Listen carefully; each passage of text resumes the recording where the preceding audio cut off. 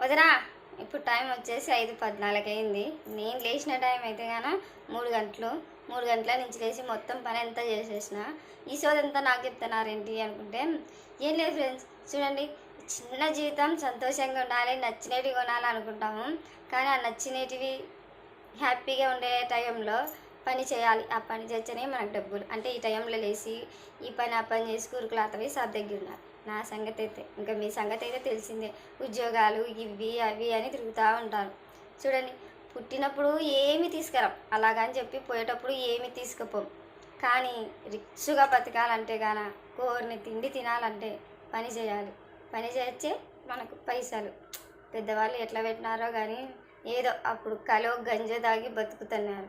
ఇప్పుడేంది రిచ్గా ఉండాలి, ఫ్రిడ్జ్ ఉండాలి, కూలర్ ఉండాలి. ఇలాంటివన్నీ కావాలంటే కష్టపడాలి. ఏం చేస్తావు? బాయ్.